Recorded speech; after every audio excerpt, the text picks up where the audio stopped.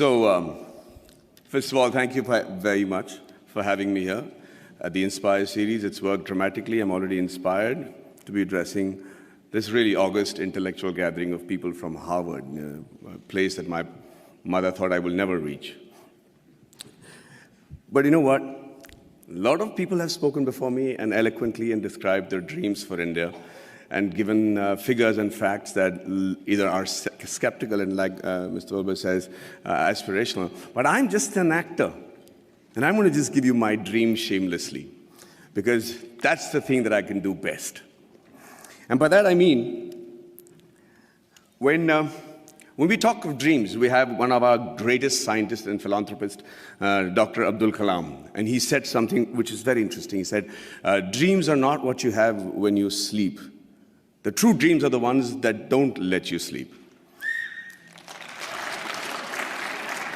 He said that when you have that dream once, it's a dream. When you have it twice, it becomes a desire. And when you see it for the third time consecutively, it becomes a passion, an aim, and a goal. And that is the passion with which I want to see this fantasy that I have for India 2030. And Abraham Lincoln also was a dreamer. And, but he said one thing that makes most sense in trying to achieve this goal that I have dreamt for my nation. He said, if I have 6 hours to cut down a tree, then I will spend the first 4 hours sharpening the axe. There's a great philosophy in that. In this era of instant gratification, we just keep thinking we can achieve all these goals by just tweaking this, tweaking that. It's not true. I really believe that, that a missionary zeal is required to make that quantum change. That can make 2030 what I'm dreaming about right now. And just let's look at India as a country. What a unique nation, seriously. Thousands of years old of culture and tradition, many invasions, being ruled for many years, and we still somehow managed to maintain our identity. We still somehow have managed to maintain our Indianness, our beliefs, our faith. And, there has been, we have our drawbacks. There is corruption, there is violence, there is differences between the different religions and sects and castes and everything. But I can't help but think, looking at India, at the geography, that we're not doing really that bad. Look at all the other nations around in the world.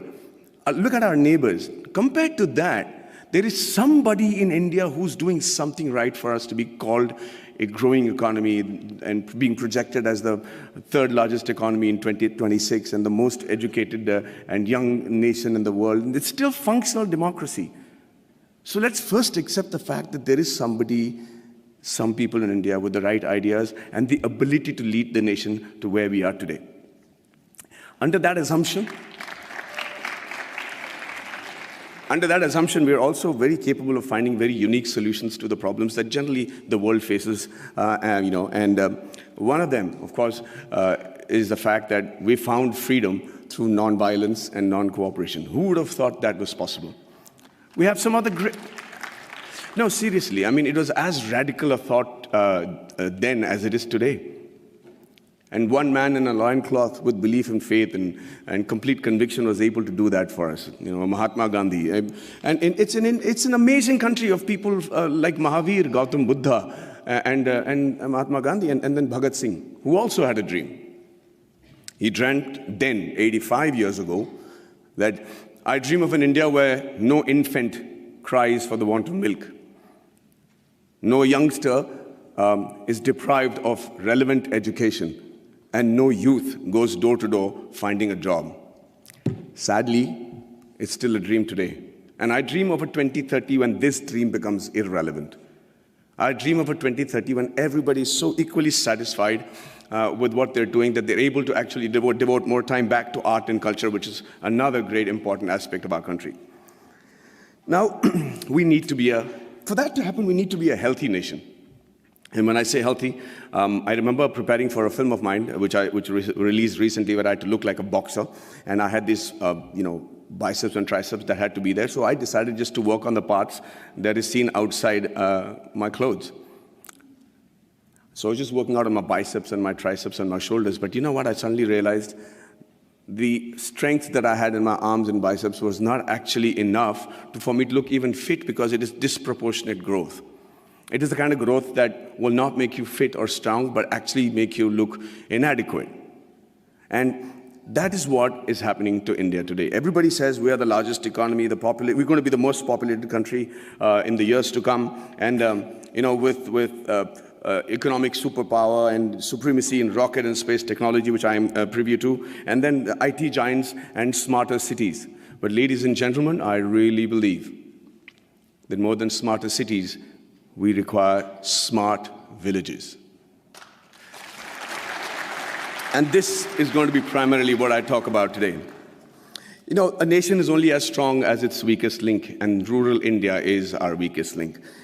See, it's important that that growth and progress goes hand in hand with the villages also getting onto the same train towards economic freedom, superpowerdom, all the terms that have been coined for a successful country. But that is not happening. The reason being, we're beginning to ignore them. We're beginning to actually believe that this is a very interesting line that I've found, where they say that everybody believes that they know what is required for getting the underprivileged and the poor up to speed with the rest of the country. Okay? And we always start assuming that this is what they want. This is how we can help the poor and the villages, and this is what they need. And we can't be more wrong. Because when you assume, and as the spelling goes, you make an ass of you and me. I'm going to tell you how that happened to a friend of mine. His name was, he's a very profound doctor, a gastroenterologist, and he got a call from his patient, Mr. Abdul, who said, Dr. Saab, my wife is really, really ill, and she's got a big stomach ache, and she can't sit, and she can't sleep, and she's in big pain. Can I come and visit you? And he said, yeah, by all means. And like all patients today, he has done his research, he's gone into the internet, and he said, usko ye ho sakta hai, wo ho sakta hai. And the doctor said, don't worry, let me handle it. And he checked her out, and he said, she has an infected appendix, so I have to do a surgery, and she'll be fine. The surgery was done, he was fine, and Abdul was a happy man. 1 year later, he calls back the doctor and says, sir,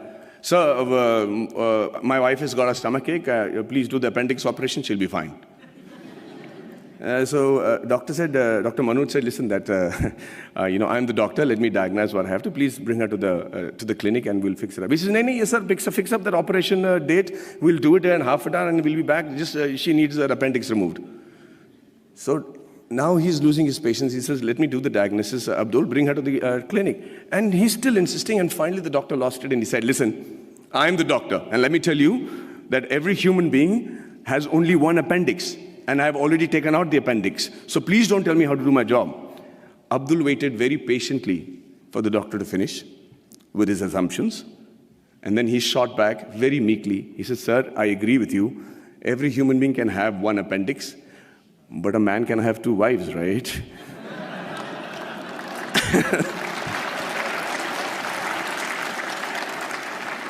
So when we start assuming what the rural India needs, we do what I think is most dangerous. In my vast experiences of shooting in really rural Indias, and villages and small kugramams, like they call it in Tamil, really small places, I realized, shockingly, that the biggest financial burden for a person of this particular village, would you all be able to guess what his biggest financial burden is? 5 minutes? Hey, so I'm going to speak for 20 today. I'm going to reduce the number of questions. I'm prepared. Is that okay? Okay, so can you all tell me, anybody, quick answers, anybody know which is the biggest financial burden for a man in one of these small villages? Sorry? Theft. Health. Okay. No, not health. Not the marriage of a daughter, not education, not, sorry? Liquor. Thank you for reminding me, but no. Say that again. Dowry, no. No. No. No. Oh, let me put you out of your misery. No, I'm saying, what does he need financial assistance for? The answer is the untimely death of a relative, of a senior in their family. That is the one occasion he can't prepare for. There is one occasion where the ceremony demands that he spend a certain amount of money, feed a certain amount of people, use the funeral the expenditures, and that's where he takes the loan, and that's where he gets indebted, and that's where, to escape that particular embarrassment and humility of not having the ability to perform the function every year as is expected of the Indian tradition, that he decides to leave the village because he's made to feel inadequate. Lord Mickle had in 1735 had spoken in the British Parliament and said the only way to rule India is to make the men there feel inadequate. He said, and truly so, that unless he feels that what he has is lesser than what others have, you will not be able to rule him. And within a very short period, they proved themselves right. The rural India today is feeling inadequate. They're feeling like they're not even part of our country. And what happens with that is they start then looking at opportunities in villages and saying better education, better health, better lifestyle, and no humility for not having performed the funeral properly. They decide to give up who they are and move to the cities.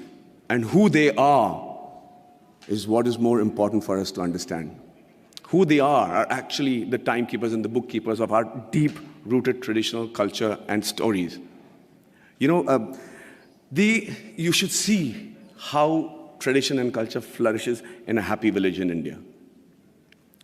We don't have psychiatrists as a big fashion thing in India, and they still manage to maintain a great level of sanity. There's a great phrase from the poem If by Rudyard Kipling, where it says, dream but not make dreams your master, think but not make thoughts your aim. Meet with triumph and disaster and treat those two impostors just the same. It's very easy to say it, but how do you treat those two impostors just the same? The answer lies in the tradition and the culture and the books and the epics that are so prominent and predominant in our country. The Bhagavad Gita, the Quran, the interpretation of that in the subcontinent, the Bible, the Guru Granth Sahib, the granny stories. And you know how to handle the diversities and the setbacks, and you're able to sit back, reassemble yourself, come back and fight with the same glory again. And when you don't give a villager that, we're depriving ourselves of what I think is one of the most important survival tools in today's world, which is the culture and tradition. So I dream of a 2030 where rural India is as developed as the rest of the world, was as aspirational as the rest of India, and where the villager is provided with the same opportunities as it is available in the cities. And after a hard day's work, a villager is actually able to come back, sit down, have a drink, put his feet up, and start thinking about art and culture and poetry. That would be a dream that I have for 2030, a practical dream that I have for 2030. And the dreams that your parents and my parents had when we were in college, urban middle class, where everything revolved around the boy studying hard, getting into a technical college of a repute, and then getting into a reputed management college, and finally, the green card. And if it was the girl, then it was a spouse with a green card. I dream of a 2030 where students the world over will dream of a blue card, will dream of having once actually come to India and study and imbibe the knowledge that we have as a nation. It used to be true. We were the first university in the world. Nalanda was a university where people came in from far and wide. So it's not a pipe dream. It's a practical dream that I have, and I think that's easily attainable. And finally, before I wind up, I think I dream of a 2030 where we have a meritocratic electoral base which selects its leaders and whose leaders believe that it is more important to serve with a missionary zeal to serve the nation rather than rule it. There is another stanza from the same poem which says that if they have the ability to talk to the crowds, yet keep your virtue, walk with kings nor lose the common touch, if neither good friends nor foes can hurt you, yet all men count with you, but none too much. If only the politicians understood the gist of that line, we would have a progressive country by 2030 where we'll all be proud of not just the way the country is running, but also proud about our politicians. And finally, I'm an actor. And the dream that I have for myself is that in 2030, I'm as relevant, I'm as handsome, hopefully, but if age was to catch up, then they probably would have mapped my face by then and used technology to make me look as young or old as the role desired me to look, and I'm still able to romance the pretty young things that will be part of the industry in 2030.